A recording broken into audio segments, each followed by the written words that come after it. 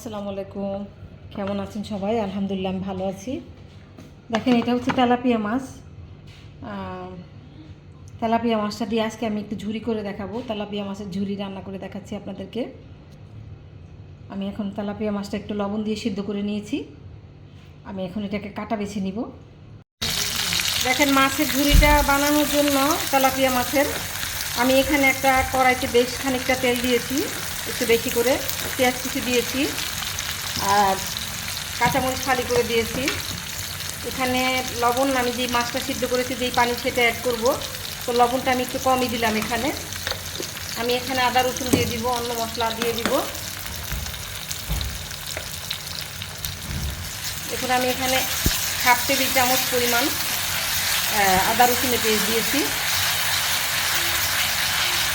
বাকি মশলাটাও অ্যাড করে দিব। দেখুন আমি এখানে আদা রসুন তো দেখিয়েছি আপনাদেরকে। একটু হলুদের গুঁড়া, মরিচের গুঁড়া, ধনিয়া জিরা পরিমাণ মতো দিয়েছি। মশলাটা একটু কষিয়ে নিলাম। বিসমিল্লাহির রহমানির রহিম।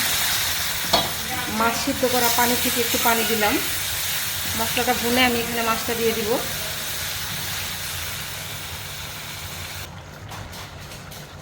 দেখুন মশলাটা আমি ভালো করে ভাজা ভাজা করে নিয়েছি, ভুনে নিয়েছি।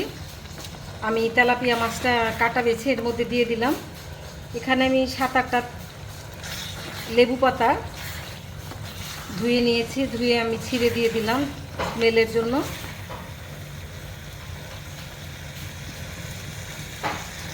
আমি এখানে অর্ধেকটা লেবুর রস আমি দিয়ে দিচ্ছি।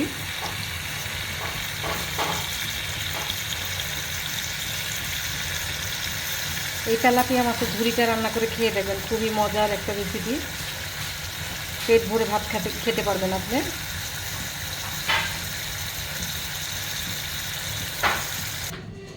দেখেন আমার মাছের ঝুরিটা হয়ে গেছে। তেলাপিয়া মাছের ঝুরি খাওয়ার জন্য নিয়ে আসছি আমরা।